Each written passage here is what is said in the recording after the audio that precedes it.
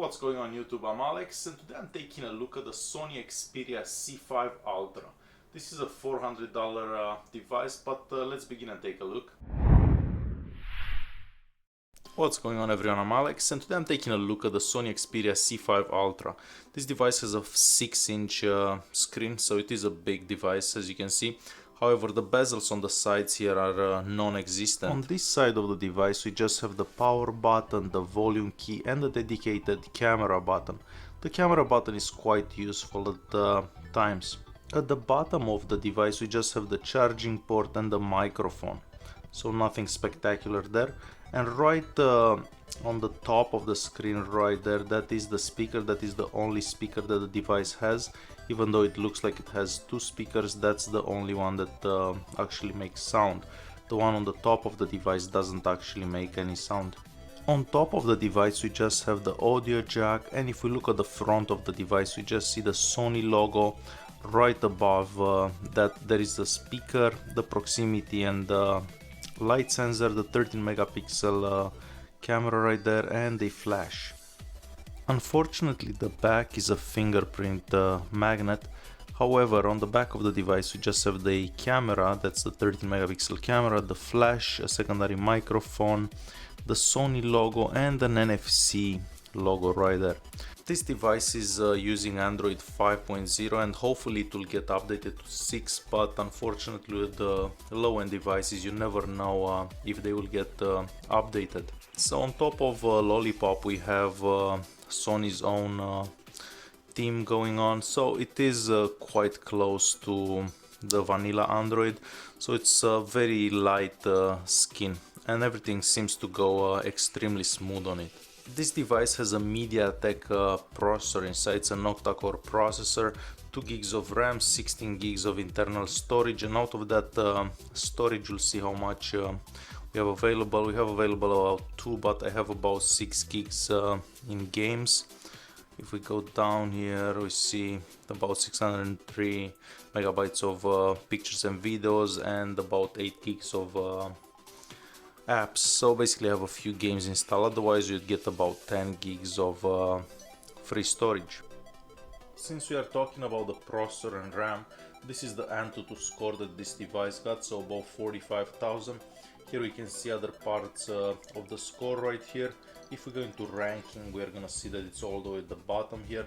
However, this is a $400 device, so it's not gonna be the fastest device out there.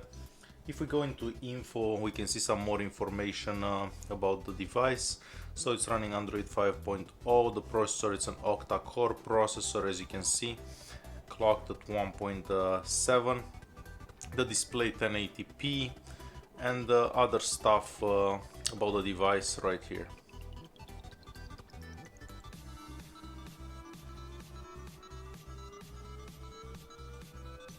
So overall a score of 45,000, it's pretty decent for this device. I will open the sensor box right here, so basically just so you can see what sensors are available. So we have quite a few here, for example the proximity sensor. This is used while making phone calls, so it does work pretty good. The accelerometer.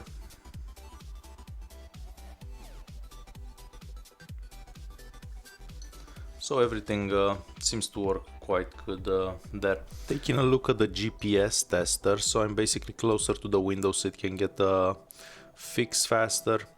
It does take a bit to connect, however it's quite fast and it does work quite well. So Google Maps works with no problems on this device. The multi-touch tester will just show us in how many places you can touch the screen at the same time. So you can touch the screen 10 places in the same time and it will register all 10 touches. Even though the screen gets quite bright, as you can see it's at maximum brightness. In full daylight you're having trouble seeing the device, mostly if the sun would be hitting the device.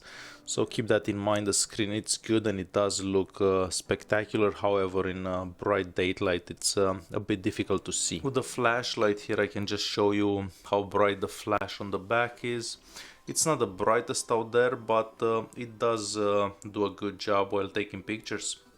We also have a flash on the front of the device here as well.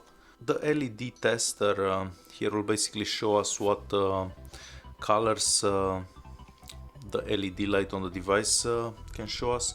So you can see all the colors changing in there.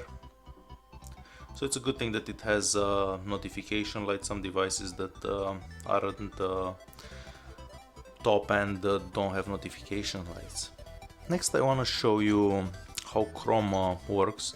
So basically I'm just gonna open the globe and mail, and I'm just gonna go to a random page here, and I'm just gonna show you how the page renders and how the zooming in and out works. So it's not too bad. I mean, you have to give it a second or two to actually load the page, but after that it is kind of smooth. Not the smoothest I've seen, but could be worse. I will show you the YouTube app so you can see the maximum resolution that the device can see. I will play one of my own videos, so I'll go to subscriptions and I'll show you a video, for example, from here.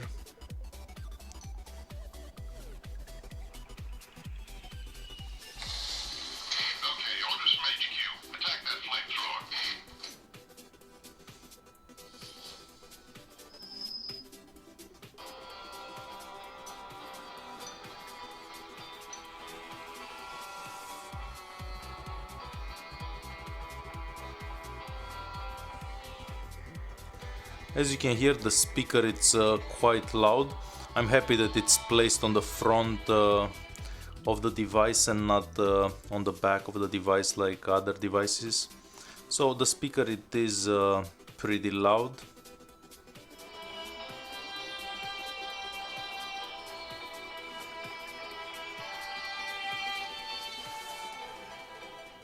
And playing 1080p videos, it's extremely smooth, as you can see. Since I was showing you the speaker before, I will go into settings here, sounds and notifications, and I'm gonna play a couple of ringtones so you can see how it actually sounds.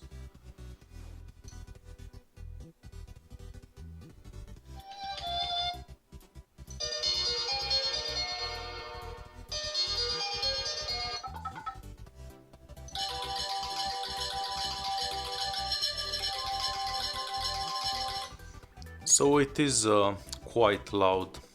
It is unfortunate that there isn't a speaker on top up there, but that's how it is. The cameras on these devices are both 13 megapixel sensors, so the front and the back have 13 megapixel sensors.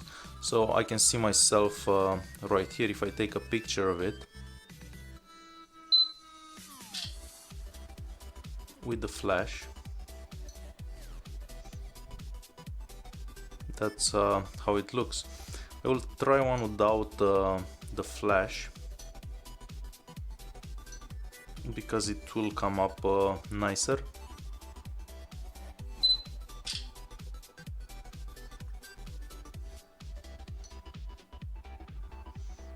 And as you can see, there is quite a bit of detail in this picture. I will add some sample pictures in the video's description. But let's turn the camera around. And we do have quite a bit of stuff in the camera app. You can use a manual mode if you want. Here you can change quite a few things about the picture itself.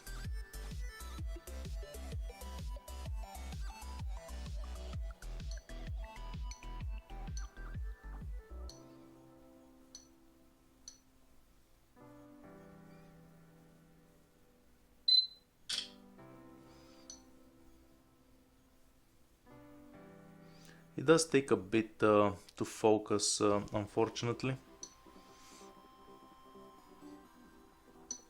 You can have one of these pictures, so basically both cameras in the same time. So I'm gonna see myself in there, and you can also take a picture of something. I don't know if I'll ever use a feature like this, but it is there and you can use it if that's what you wish. So that's how the picture turns out. So there are quite a few effects in the camera app if that's what you're into. I'm gonna put it to this one again so I can show you some settings here. So we do have a couple of settings in the camera app.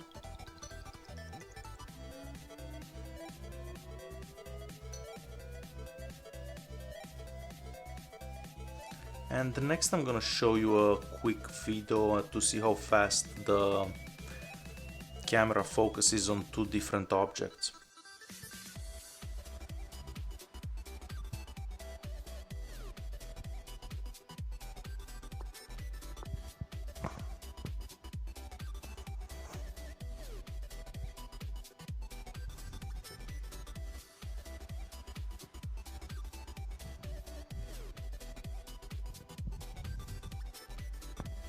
Overall, this is not a bad device. It's a pretty big device. I mean, if you want to read, watch videos and stuff like that, this device will do awesomely. Gaming, as you've seen in the gaming test, it's really good. I mean, there is no delay, no lag, nothing like that.